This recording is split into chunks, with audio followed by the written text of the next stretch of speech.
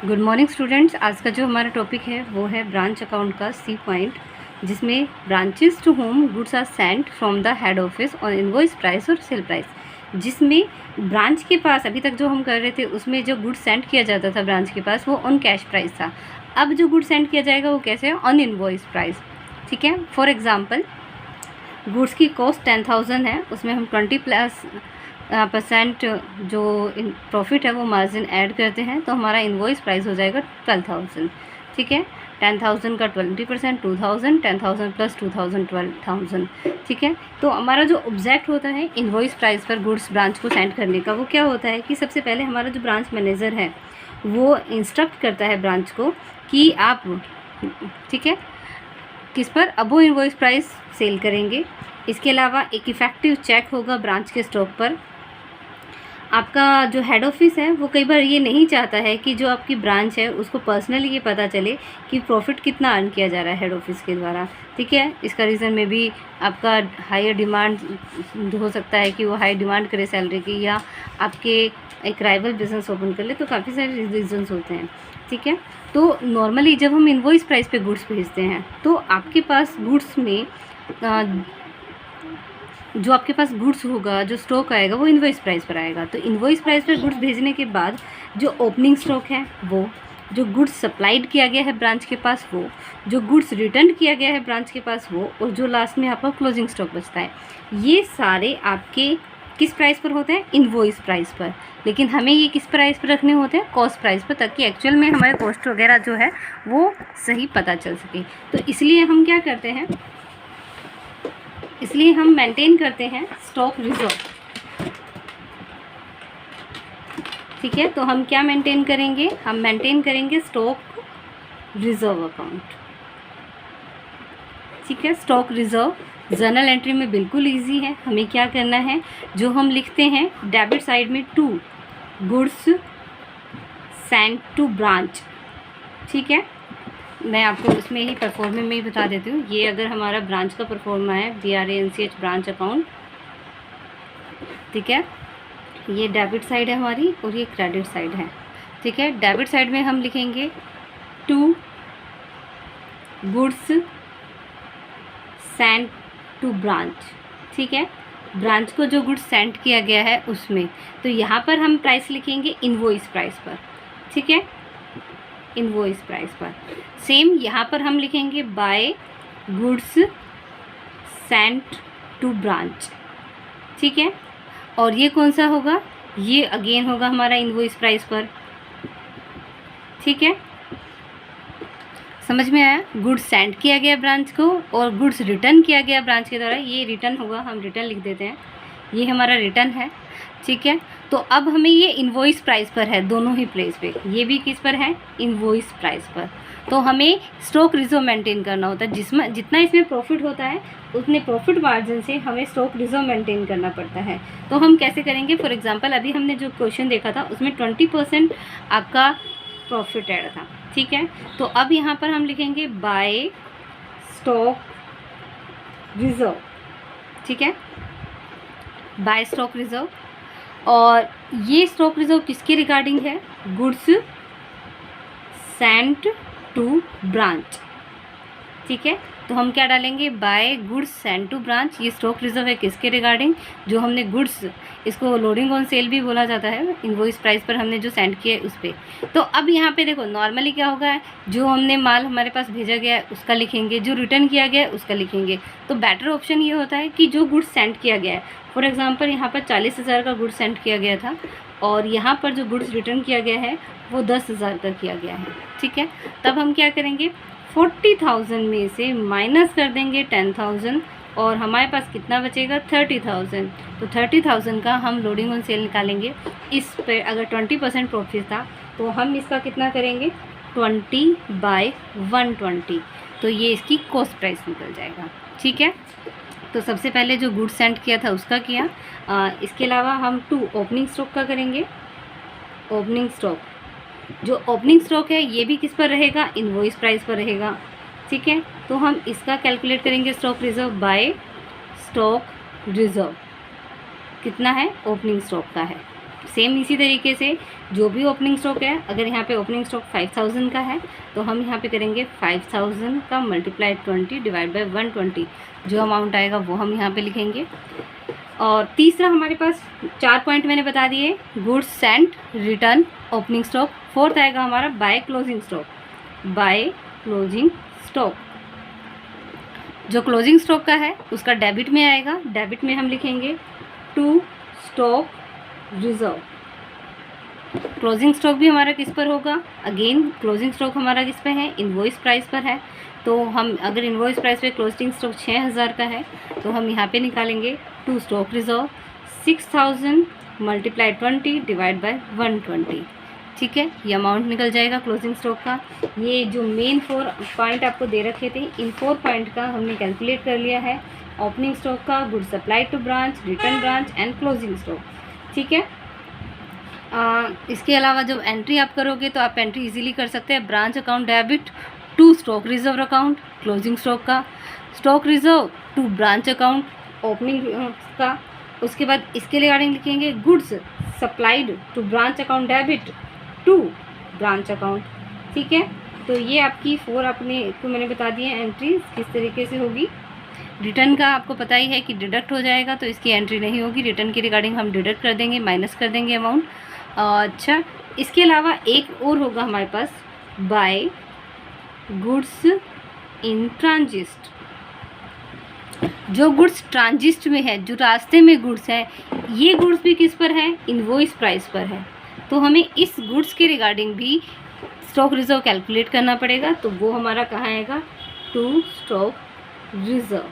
जितना भी goods transit में है, 2000 का गुड्स ट्रांजिट में है, तो हम यहाँ पे निकलेंगे 2000 मल्टीप्लाई 20 डिवाइड बाई 120, जो अमाउंट आएगा वो हम लिखेंगे। ठीक है, तो ये रिजर्व मेंटेन करना है कब, जब जो गुड्स सेंड किए गए हैं हेड ऑफिस के द्वारा ब्रांच को इनवॉइस प्राइस पर। तो जब इनवॉइस प्राइस पर सेंड किए जाएंगे तो हम बुक में इनवॉइस प्राइस पे लिखेंगे। इनवॉइस प्राइस पे लिखने की वजह से हमारे जो 4 मेन एलिमेंट्स हैं, opening stock, closing stock, goods Saint and goods return, ये सारे इनवॉइस प्राइस पर होंगे। तो हमें ये कैश प्राइस पे कैलकुलेट करने के लिए इसके अपोजिट साइड हम स्टॉक रिजर्व मेंटेन करेंगे। ये आपका यहाँ पे दिया हुआ है प्रॉपर, ये आप रिवाइज करोगे, रीड करोगे। उसके बाद दिया हुआ है कंप्यूटेशन ऑफ एक्सेस प्राइस और लोड।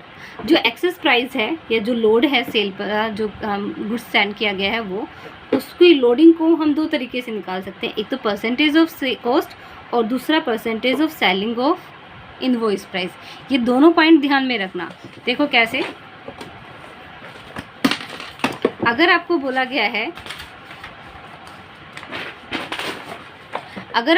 गया है कि जो इनवॉइस प्राइस है वो इनवॉइस प्राइस कैसा है, ऑन कॉस्ट है, 10% ऑन कॉस्ट। ठीक है, और दूसरा इनवॉइस प्राइस है वो 20% ऑन सेल है।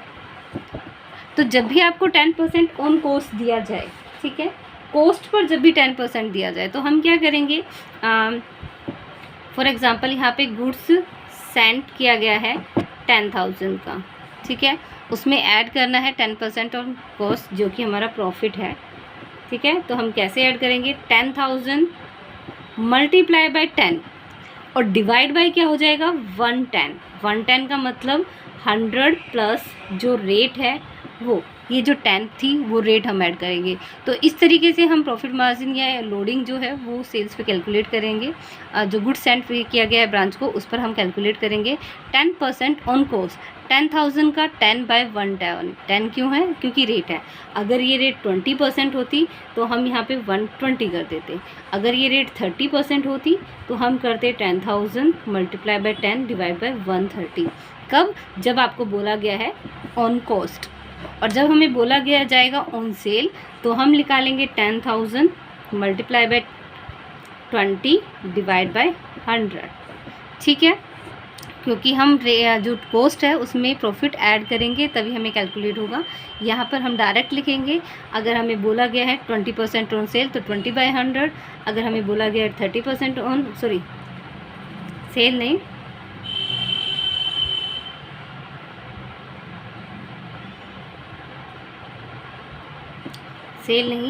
Selling price. ठीक है, सेलिंग प्राइस का 20%, या 20%, या सेलिंग प्राइस का अगर हमें दिया गया है 30% तो हम निकालेंगे 30/100। ठीक है, तो ये हमें सिंपल कैलकुलेट करना है। अगर हमें क्या दिया हो, ऑन सेलिंग प्राइस दिया हो, on selling price rate by 100, और अगर दिया गया है कॉस्ट प्राइस तो रेट बाय 100 प्लस रेट। इस तरीके से हम कैलकुलेट करेंगे। तो अब हम इलिस्ट्रेशन आपका 3 देखिए। इलिस्ट्रेशन 3 जो है हमारा,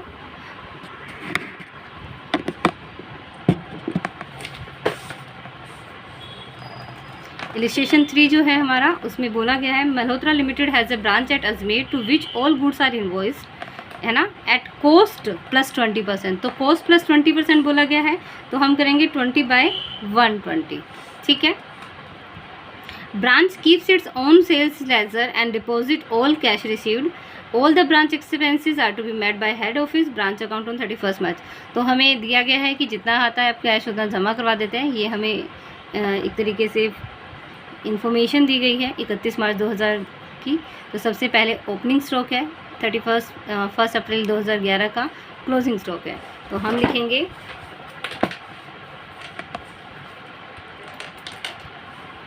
तो हम बनाएंगे ब्रांच अकाउंट।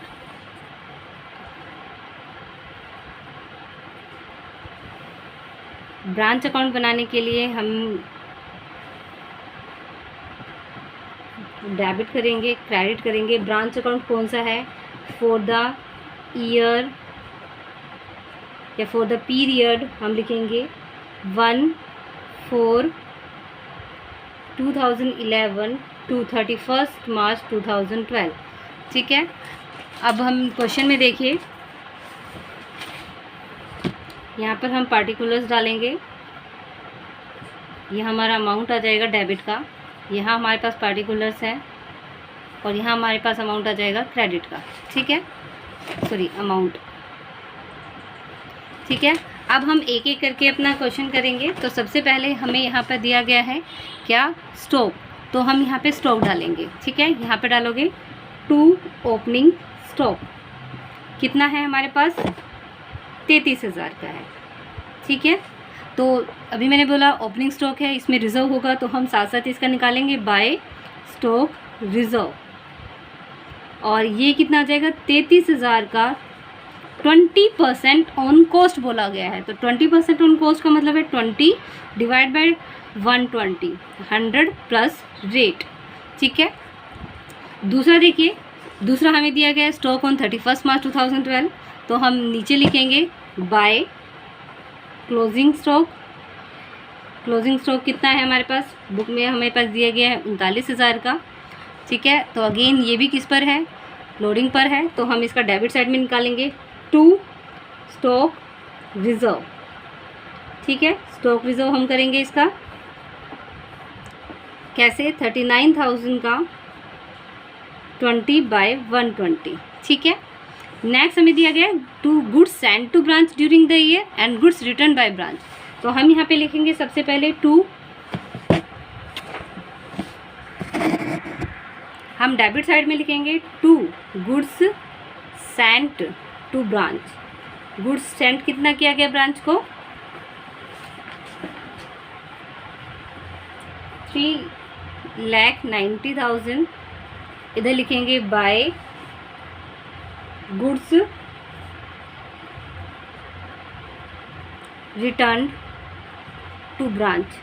गुड्स रिटर्न कितना किया गया, 13,500 का हमें दिया गया है बुक में। अब हम इस पर ये जो गुड्स सेंड किया गया था, गुड्स रिटर्न किया गया था, तो हम क्या करेंगे, इस पर लोडिंग निकालेंगे। तो इस पर लोडिंग निकालने के लिए हम क्या करेंगे, by goods sent to branch. ठीक है, और कितना है, 3,90,000 है, माइनस करेंगे इसमें से 13,500 जो कि रिटर्न है, और इसका स्टॉक रिजर्व या लोडिंग हम निकालेंगे मल्टीप्लाई 20/120। ठीक है, ये आ जाएगा हमारा 62,750, और ये 3,300 पे जब हम कैलकुलेट करेंगे तो ये आएगा हमारा 5,500। ठीक है, नेक्स्ट देखिए, नेक्स्ट हमें क्या इन्फॉर्मेशन दी गई है। ओके, उसके बाद हमें दिया गया है total sale and cash cell. ठीक है। टोटल सेल कितनी है, तो टोटल सेल हमारे पास 520 है, उसमें से हम कैश निकालेंगे तो क्रेडिट सेल आएगी हमारी, तो हम ऐसे क्रेडिट सेल कैलकुलेट कर लग सकते हैं। डेटर्स ओपनिंग एंड क्लोजिंग दे रखा है, डेटर्स पे डिस्काउंट है, रेंट एंड रेट टैक्सेस हैं, सैलरी है, जनरल एक्सपेंसेस हैं,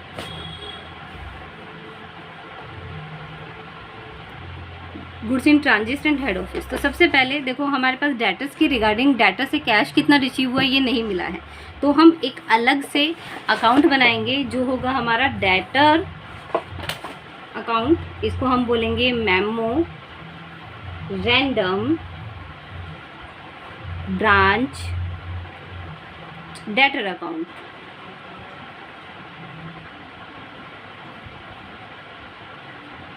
ठीक है। मेमोरेंडम क्यों है, क्योंकि हम स्मृणार्थ मना रहे हैं।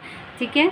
मेन हमारा ब्रांच अकाउंट बनता है सिर्फ हम ये हेल्प करने के लिए कि हमारे पास कैश रिसीव्ड कितना है डेटर से वो कैलकुलेट कर सके, क्योंकि क्वेश्चन में हमें कैश रिसीव नहीं दे रखा है, हमें ओपनिंग बैलेंस दे रखा है, बैलेंस ब्रोक डाउन, हमें क्लोजिंग बैलेंस दे रखा है, by balance carried down. Opening 25,000 का गिवन है और क्लोजिंग 33,000 का गिवन है। ठीक है। क्रेडिट सेल हमें निकालनी है, credit sale cash, total sale और कैश सेल दे रखी है, तो हम टोटल सेल्स में से लेस करेंगे कैश सेल्स को, तो हमारे पास आएगा टोटल सेल है 520 की 5,20,000, कैश सेल है 225 की, तो हमारे पास आ गया 5 में से 5 2 गए, 2.5 गए। ठीक है। 295 295,000। ठीक है। यहाँ पर हम लिखेंगे इसके अलावा हमें डिस्काउंट टू डेटर दे रखा है, तो हम यहाँ पे लिखेंगे by discount to debtors. Debtors को कितना डिस्काउंट दे रखा है 1900 का। ठीक है। और इसके अलावा और कुछ नहीं दे रखा है। अगर हमें डिस्काउंट अलाउड के साथ साथ बैड डेट्स रिटर्न ऑफ कुछ वगैरह दे रखा होता तो हम सारा डेबिट में लिखते हैं, ऐसा कुछ नहीं है। तो अब डायरेक्ट हम क्या निकालेंगे, by cash received from debtors. Debtor से कैश रिसीव्ड कैसे निकलेगा, बैलेंसिंग फिगर से।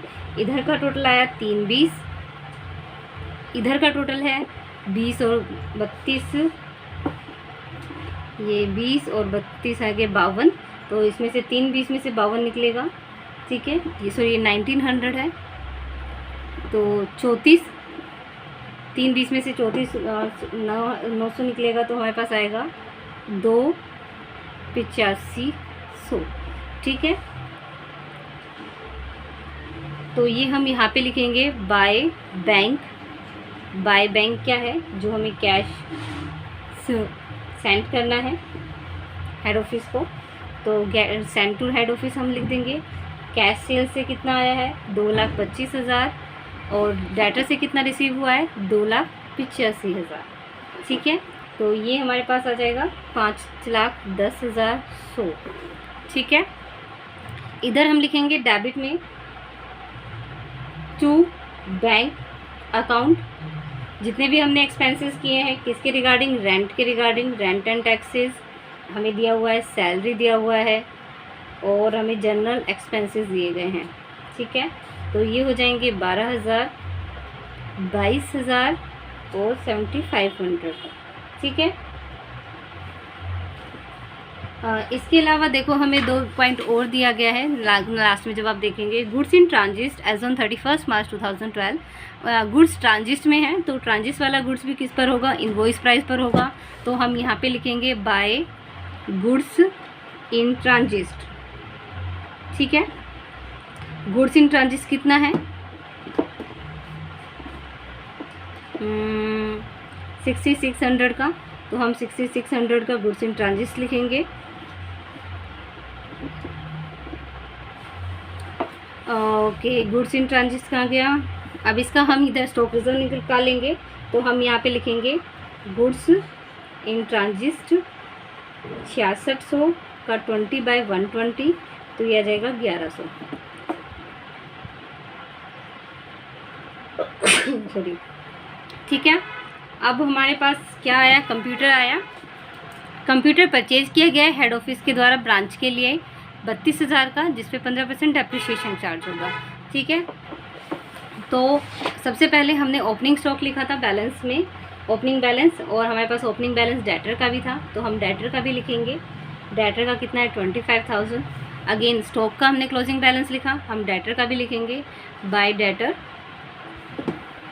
कितना है हमारे पास 33,000 का, तो सॉरी 33,000 का डेटर आ गया क्लोजिंग स्टॉक। अब हमारे पास आया कंप्यूटर, हम लिखेंगे बाय कंप्यूटर, या बाय बैलेंस ब्रॉक डाउन है हमारे पास कंप्यूटर का, हम कंप्यूटर का लिखेंगे। कितने का खरीदा हमने 32,000 का, लेकिन इस 32,000 पर 15% डेप्रिसिएशन भी चार्ज करना है, तो हम 15% डेप्रिसिएशन चार्ज करेंगे। ओनली 85% का जो अमाउंट है वो हम यहाँ पे लिखेंगे, जो कि हमारा 27,200। ठीक है, तो अब मैं आपको बताती हूँ ये जो हमने क्लोजिंग बैलेंस लिखा है स्टॉक का, डेटर का, गुड्स इन ट्रांजिट का और कंप्यूटर का, इन सभी को हम एक हेडिंग के अंदर लिख सकते हैं। इसमें हम लिख सकते हैं बाय बैलेंस कैरिड डाउन, और बाय बैलेंस कैरिड डाउन करने के बाद debtor, stock, goods in transit and computer. तो आप इस तरीके से कर सकते हो। ये आपका इलस्ट्रेशन 3 है। ठीक है, एक आपका क्वेश्चन आता है, नेक्स्ट जो आपका क्वेश्चन आता है फोर्थ में जो टॉपिक है वो है PT expenses when PT cash is not maintained on impress system. ठीक है, तो इम्प्रेस सिस्टम हमें यहाँ पे पढ़ना है कि इम्प्रेस सिस्टम क्या होता है।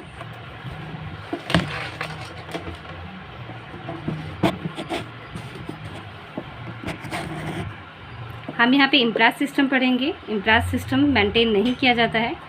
इम्प्रेस सिस्टम होता है ऐसा सिस्टम जिसमें आपका जो ओपनिंग बैलेंस होता है पीटी कैश का, जैसे यहाँ पे दिया गया ओपनिंग बैलेंस पीटी कैश का, इस ओपनिंग और क्लोजिंग बैलेंस आपका सेम रहता है इम्प्रेस सिस्टम में।